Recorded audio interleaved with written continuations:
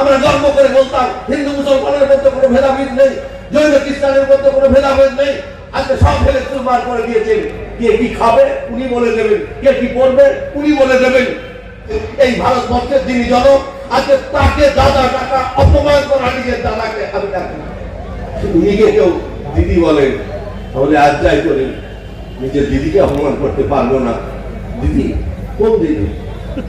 গত 5 বছর আগে পঞ্চায়েত নির্বাচনের সময় আমাদের দক্ষিণ 24 পরগনার দম্পতি উষারানী দাস আর স্বামীকে কিভাবে নৃশংসভাবে পঞ্চায়েতে দখল করার জন্য পুড়িয়ে ফেলেছিল মনে নাই? তার ছেলে বাইরে ছিল বলে বেঁচে গেছিল। তার ছেলে আজকে আইনজীবী হয়ে হাইকোর্টে প্র্যাকটিস করতে গিয়ে বলেছে, আমি আমার জীবন দশায় আমি বেঁচে থাকার শেষ দিন পর্যন্ত আমার মা বাবার ঘাতকের বিরুদ্ধে লড়াই চালিয়ে যাব, এই দলটার বিরুদ্ধে লড়াই চালিয়ে যাব। কি করতেন ব্যস্ত? কি করতেন? নেতা হওয়ার আগে বাজারে বসে মাগুর মাছের ব্যবসা করতেন, মাগুর মাছ কেটে বিক্রি করতেন।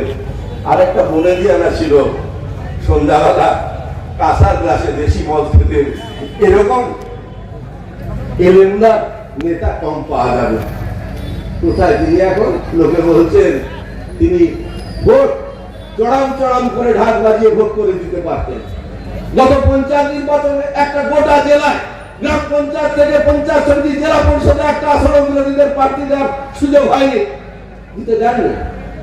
বেশি সম্পত্তির মালিক না, 18টা চাল কলের মালিক, 5টা পেট্রোল পাম্পের মালিক, আর 100টা বালিওয়া ডাম্পারের মালিক, 100 টাকা খাদানের মালিক। সেই সবার জানা গেল দিল্লি শহরতলিতে 18খানা 5 কোটি টাকার করে ফ্ল্যাট, 3টা তার সিস্টার হোটেল, আরো কি আছে আমি জানি না। এখন লোকে বলছে কেসটা নাই, কি হবে? কেউ শুরু করে বলছে কেসটার দেখা নাই রে, কেসটার দেখা নাই। পঞ্চায়েত নির্বাচনে আমরা বীরভূমে কি করবো রে ভাই? এ কথা আমরা বামপন্থীরা হিম্মত দিয়ে বলতে পারি যে 34 বছর আমরা বাংলায় ছিলাম, এই 34 বছরে বাংলায় বিজেপি পা ফেলার জায়গা পায়নি, তাদের হিম্মত হয়নি বাংলায় তারা পা ফেলতে পারে। এরাই আজকে শাসক দল, এরাই বিজেপিকে এই বাংলায় পা ফেলার জায়গা করে দিয়েছে। আরএসএস পরিচালনা করে বিজেপিকে তাদের শিষ্ট, আর আরএসএস পরিচালনা করে রাজ্যের শাসক দলকে। আমার কথা, ক্ষমতা থাকলে চ্যালেঞ্জ করে মামলা করুন। তাদের শত্রু কারা? রাজনৈতিক ভাবে শত্রু হলো বামপন্থীরা, আর ধর্মীয় ভাবে জাতিগত ভাবে শত্রু হলো সংখ্যালঘু এবং খ্রিস্টানরা। আমাকে জেল থেকে মুক্তি দিন, যেটা বলছে। পাপ তো কখনো বাপকে ছেড়ে কথা বলে না। পাপ যে করে তাকে তার পাপের প্রায়শ্চিত্ত তার জীবন সাথী করে যেতে হয়। তোমরা যে পাপ করেছো তোমাদের সে পাপের ক্ষমা নেই, মানুষ তোমাদের ক্ষমা করবে না কোনোদিন।